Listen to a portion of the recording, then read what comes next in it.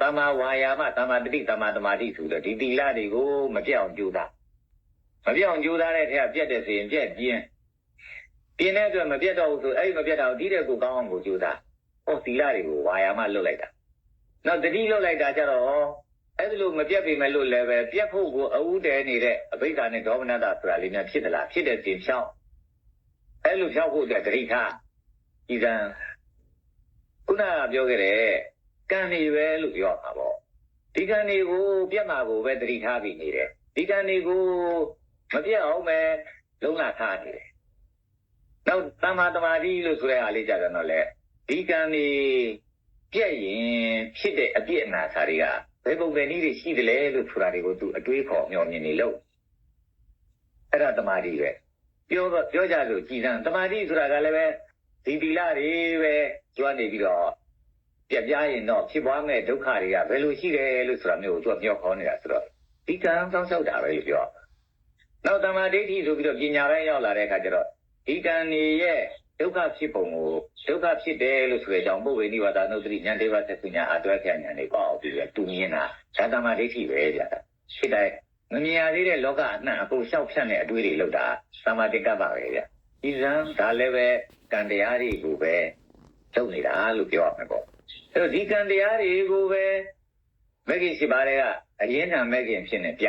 နောက်ကြတော့ထပ်ဆင့်လောင်းပြီးတဲ့သမာဓိမဂ္ဂင်ဖြစ်နေဒီနောက်ဆုံးပဲကြတော့ပညာမဂ္ဂင်ဆိုပြီးတော့သမာဓိနဲ့သမာသင်္ကပ္ပနဲ့လို့သမာပညာဒိဋ္ဌိက2ပါးပညာဒိဋ္ဌိမဂ္ဂင်က2ပါးဟောပညာဒိဋ္ဌိတယ်လေပညာခန္ဓာမဂ္ဂင်က2ပါးသမာဓိခန္ဓာမဂ္ဂင်က3ပါးသီလခန္ဓာမဂ္ဂင်က3ပါးဟောစုစုပေါင်း7ပါးဒီမဂ္ဂင်7ပါးပဲလို့ပြောကြဒီမဂ္ဂင်7ပါးကိုပဲဒါကျွတ်တို့ဘုရားကတော့နိစ္စမပฏิပဒါတရားဆိုပြီးတော့ဒါသူကြီးညာပြီးကြလားဟောပြောခဲ့တယ်အဲ့ဒီနိစ္စမပฏิပဒါတရားဆိုပြီးတော့ကြီးညာပြီးဟောပြောခဲ့တဲ့အရာဘာကိုပြောရလဲဆိုကံကိုပြောတာဒါကမ္မဝါဒတွေပဲပြောပါစေကံတစ်ခုနဲ့ကံတစ်ခုကိုတတ်ပြတာတွေလို့ဒီလိုပြောရမှာပေါ့ဒုက္ခပေးတဲ့ကံတွေကိုဒုက္ခလွတ်စေတဲ့ကံနဲ့တတ်ပြတာလို့ပြောရမှာပေါ့ဒါမှမဟုတ်လို့ချင်းလောကီကံတွေကိုလောကုတ္တရာကံနဲ့တတ်ပြတာလောကီကံတွေကိုဥစားမပေးဘူးနော်လောကီကံတွေကိုခြေတန်းလည်းမတင်ဘူးနော်လောကီကံတွေဟာပြုစုမြေတော်မြောက်ပေးရမယ်ကံတွေလို့လည်းမပြောဘူးနော်လောကီကံတွေဟာတော့ဖြင့်တကယ့်ကိုပယ်တတ်ဖြုတ်ထုတ်ပြရမယ်တရားတွေလို့ဆိုတော့အဖြုတ်ထုတ်ကံအပယ်တတ်ခံတရားတွေဖြစ်နေဒါကျွတ်တို့ဘုရားပြောခဲ့တာဒါပဲနတ်ပြည်ရောက်ကာမဝဆရာကုသကံတွေလောက်အောင်မဟဲ့လို့ဒီမပြည်ရောက်အောင်ယူပါဝဆရာဟိပါဝဆရာကုသကံတွေလောက်အောင်မဟဲ့လို့ကျွတ်တို့တွေကဘုရားရဲ့တပည့်လို့ဆိုတဲ့သူတွေကနေလမ်းညွှန်နေတာတွေကတော့တော်တော်ကိုမကောင်းတရားလို့ပြောရမှာဗျာနော်ဒါအဲ့တော့ဒီကံတွေကိုကျွတ်တို့တွေကနေပြီးတော့ဒါသိကြရလိမ့်မယ်ဒီကံနေနဲ့ဆက်လင်းလို့ဒီကာမဝါဒကိုကျွတ်တို့နားလည်ကြရလိမ့်မယ်ပေါင်းမြောက်ကြရလိမ့်မယ်အရိယသစ္စာအထိပေါင်းမြောက်ကြရလိမ့်မယ်ဒီကံနေနဲ့ဆက်လင်းပြီးအရိယသစ္စာအထိပေါင်းမြောက်ကြပါမှဒီလူတွေကအရိယာတွေဖြစ်ကြမှာကိုဗျအရိယသစ္စာကိုသိတဲ့သူအရိယသစ္စာကိုကျင့်တဲ့သူအရိယသစ္စာတရားကိုကျင့်ပြီးတဲ့သူဆိုတဲ့အဖြစ်အထိရောက်ပြီလို့ဆိုရင်တော့ဒီသူဟာလေ့ကျင့်ကံကုန်တဲ့သူအရိယာဖြစ်အောင်လေ့ကျင့်ရတဲ့လေ့ကျင့်ကံကုန်တဲ့သူအရဟပေါ့ဒါအဲ့လိုမျိုးလို့ကျွတ်တို့တွေလူတွေဖြစ်စေချင်တယ်ဗျပြောပါစေတော့လူအဆင့်အတန်းဖြစ်တစ်ခုကိုကျွတ်တို့မွေးဖွားပေးနေတာလို့လူမျိုးပြောမှာပေါ့အရိယလို့ဆိုတဲ့လူသားတွေဖြစ်ထွန်းလာအောင်ကျွတ်တို့မွေးဖွားပေးနေတာလို့ပြောကျွတ်တို့ကတော့ခင်ဗျားတို့တွေကိုပဲနီးစပ်တာဆိုတော့ခင်ဗျားတို့တွေကိုပဲဒီသဘောကိုသင်ကြားပြီးတော့မွေးဖွားပေးနေရတာပေါ့ခင်ဗျားတို့တကယ်ဖြစ်ပြီဆိုရင်ခင်ဗျားတို့ကလည်းနေမလားခင်ဗျားတို့ရဲ့မိတ်ဆွေတွေတင်ကားတွေသားတွေသမီးတွေဆိုတဲ့သူတွေကိုခင်ဗျားတို့တစင်ပေးသွားကြတော့မှာပဲအဲ့လိုပေးသွားပြီးဆိုရင်တော့တယောက်ကတရားလို့ခုနကပြောခဲ့တဲ့အတိုင်းပဲဒီရိယနယ်ပယ်ကြီးကကျဲပြီးရိုးသားတဲ့လူပေါင်းကြီးတိဆောက်နိုင်တော့မယ်လို့ကျွတ်တို့ပြောနေတယ်အဲ့ဒါပေါ်မှာမိပြီးတော့ကျွတ်တို့ကလည်းပဲဒီတရားဓမ္မကိုဟောပြောကြတယ်ဒီတရားဓမ္မကိုကျွတ်တို့ဟောပြောတဲ့အခါမှာဒီနေ့ကျွတ်တို့ဟောပြောမှာတော့မြတ်စွာဘုရားပထမဆုံးဟောပြောခဲ့တဲ့ဓမ္မစကားဘောဓနာသုတ်တလို့ဆိုတဲ့ကာမဝါဒတွေကဒီကာမဝါဒကိုကာမဝါဒဆွဲပိုက်တဲ့ကျွတ်တို့ဘုရားကနေပြီးတော့သူ့ရဲ့ကာမဝါဒဓမ္မကိုပထမဆုံးဟောပြောခဲ့တဲ့သုတ်တပေါ့ဒီသုတ်တကတော့မြတ်စွာဘုရားဟောပြောခဲ့တဲ့သုတ်တနေတဲ့မှာပထမဆုံးသုတ်တလည်းဖြစ်ပထမဆုံးသုတ်တဖြစ်တဲ့အတွက်အမတန်လည်းထင်ရှားတယ်အမတန်ထင်ရှားလာပြီမလို့အမတန်ထင်ရှားတဲ့အတိုင်းအမတန်လည်းမွန်မြတ်တယ်အမတန်မွန်မြတ်လာပြီမဲ့အမတန်ထင်ရှားလာပြီမဲ့ဒီနေ့ဗုဒ္ဓဘာသာမှာတော့ဒီသုတ်တကိုဘယ်လိုမှသိအသုံးချအောင်မှမသိဖြစ်နေကြတယ်ဗျဘယ်လိုမှလည်းသိအသုံးကြတယ်လို့မထင်ဘူးလို့ဖြစ်နေကြတယ်ဗျဘာဖြစ်လို့လဲဆိုရင်ဒီဓမ္မစကားဘောဓနာသုတ်တဟာတကယ်တော့ကျွတ်တို့ဘွားရဲ့လမ်းညွှန်ကြီးပါဗျ ဘာလို့လို့ဆိုရင်ကျွတ်တို့ဘုရားကသူဖြစ်ခဲ့ပုံအကြောင်းတွေကိုသူပြောတဲ့သုတ်တံပဲသူတရားရပုံအကြောင်းကိုပြောတဲ့သုတ်တံဗျာဒီသုတ်တံအဲ့တော့ကျွတ်တို့ဆရာဖြစ်တဲ့ဘုရားဒီဘုရားဖြစ်ဘုရားကသူတရားရပုံအကြောင်းပြောတဲ့သုတ်တံဆိုတာတော့ကျွတ်တို့တရားရအောင်လမ်းညွှန်တဲ့သုတ်တံပဲပေါ့ကျွတ်တို့တရားရအောင်လမ်းညွှန်တဲ့သုတ်တံကိုဒီသုတ်တံကိုဘယ်သူမှတည်လမ်းညွှန်တာမတွေ့ရဒါပေမဲ့ပထမဦးဆုံးဟောပြောခဲ့တဲ့သုတ်တံဖြစ်တာတစ်ချက်တကယ်မွန်မြတ်မှုရှိတယ်လို့ဆိုတာခံယူကြတာတစ်ချက်ပေါ်မှာမိပြီးကြလားအလေးတော့ပြုကြတယ်ဒီသုတ်တံအလေးပြုတာဘယ်လိုပြုလို့သုံးဆွဲခြင်းအပြင်အလေးမပြုဘူးဗျရုပ်ဖတ်ခြင်းအပြင်ပဲအလေးပြုတယ်ဥပမာကလေးမကလေးတွေအတန်ကြီးအေးကလေးတွေနဲ့တခါတည်းဒီသုတ်တံကိုတင်ကြပေးကြတယ်သက္ကုဥဒ္ဒပါရိညာနာဥဒ္ဒပါရိပညာဥဒ္ဒပါရိဝိဇ္ဇာဥဒ္ဒပါရိတဲ့တခါတည်းရွတ်ကြတယ်ဗ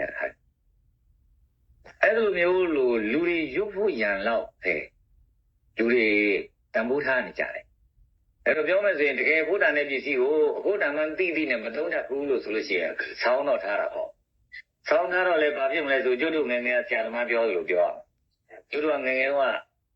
မဆိုရင်လည်းတဲ့ဥဆရာတော်ကြီးဖြစ်တဲ့ဥပဒလာဆိုတဲ့ဆရာတော်အကြောင်းမှနေတယ်ဆရာတော်ကစကိုင်းမှာသူ့အကြောင်းကိုစောင့်တဲ့ပုဂ္ဂိုလ်ကသူ့မိဘနေမကောင်းလို့ပြန်သွားတယ်ဆိုတော့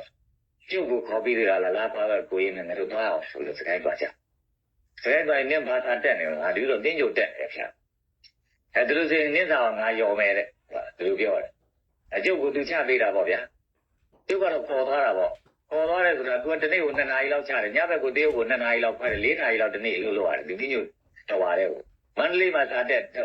2နာရီပဲတက်ရ2နာရီပဲတက်ရနေပြီတနေ့ကို4နာရီလောက်တက်လိုက်တဲ့အခါကျတော့တလားပွဲ2လလောက်တက်လိုက်တယ်ဆိုရင်ဒီတင်းကြုတ်ကကုန်လို့ပြောကြတယ်စာချတာလည်းကောင်းတာဆိုတော့တဘောကလည်းပေါက်လိုက်တာပြီးတော့မှဆိုနောက်ထပ်မတင်ဘူးတော့ဘူးလို့ပြောအောင်တော့ပဲကျုပ်ပြန်အဲ့တော့ဒီဟာဆွဲလေးဆွဲသွားတယ်ကိုပြောအောင်သူကဘာပြောသလဲလို့ဆိုတော့ကျုပ်ကိုတစုံတစ်ခုကလေးဒီစာရန်လေးကိုရှင်းပြမယ်လို့ဆိုလို့ရှိရင်ဒီစာရန်ကိုထောက်ကူပြုဖို့အတွက်နောက်နာစာရန်ဖြစ်စေရှင်းနာစာရန်ဖြစ်စေဒီတင်းညိုချန်တဲ့စာရန်ကိုပဲသူအယွတ်ခိုင်းတယ်သူအယွတ်ခိုင်းကျုပ်ကလည်းထောက်တော့ကိုယွတ်လိုက်တာပဲဒီတင်းညိုကိုယ်ပိုင်ကလည်းကိုယ်ကောင်းကောင်းရနေတာဆိုတော့ကောင်းလေးနေရတော့ရတယ်တဲ့သူဒီလိုလဲပြောတယ်ကောင်းလေးနေရတော့ရတယ်တဲ့ဒါပေမဲ့နေရတာတော့နေမတတ်တာဘူးတဲ့နေဒီအိဗယ်ပြောသားနဲ့ဒီလိုအိဗယ်တော့မသိဘူးပြလို့ပြောတယ်ခင်ဗ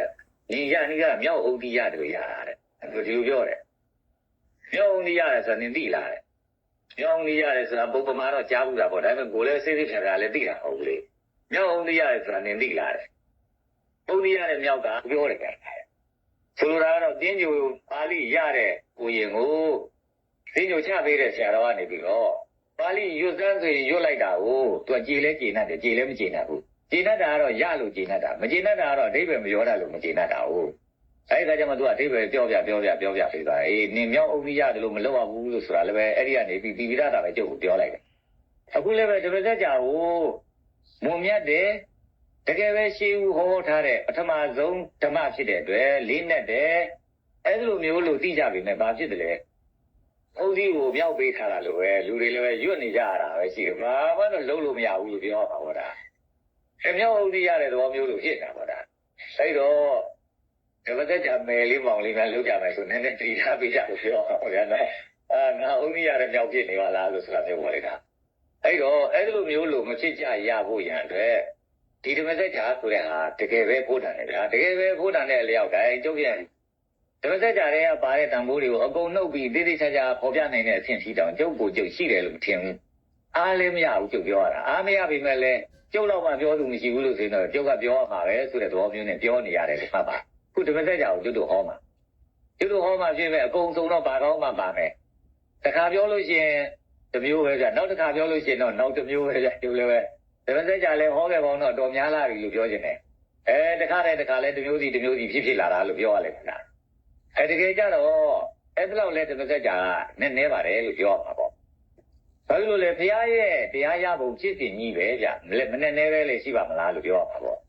့ဘုရားရဲ့တရားရပုံဖြစ်စဉ်ကြီးကိုဘုရားနဲ့နေပေါင်း2500ကြီးပြားတော့ကြော်ကြီးပြားတော့ဝေးနေပြီဖြစ်တဲ့ကျုပ်တို့တွေကနေပြီးတော